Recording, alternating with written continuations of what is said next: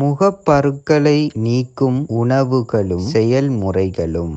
தக்காளியை நன்கு அரைத்துவிட்டு அதனுள் பிஞ்சு வெள்ளரிக்காயை ஊற வைத்து அதை எடுத்து முகத்தினை தடவி கழுவி வர வேண்டும்.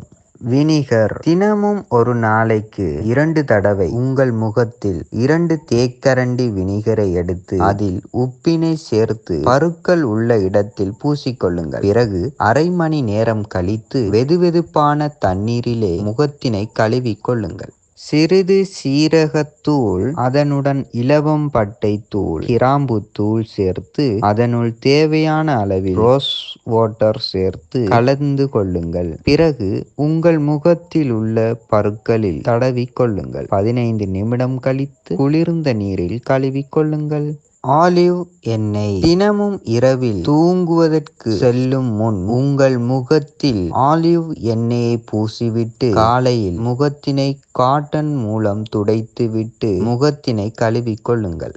வாரம் 3 நாள் ரோஜா பன்னீரில் எலுமிச்சம்பழ சாறினை சம அளவில் 2ஐயும் எடுத்துக்கொண்டு கலந்து கொள்ளுங்கள். பிறகு அதனை பரு உள்ள இடத்தில் கழுவிவிட்டு 30 நிமிடம் கழித்து வெதுவெதுப்பான நீரில் கழுவ வேண்டும். வாழைப்பழ தோலினை எடுத்து நன்கு அரைத்து விட்டு தயிரினை அதனுள் கலந்து முகத்தில் பூசி ஊற வைத்த பின் கழுவி கொள்ளுங்கள்.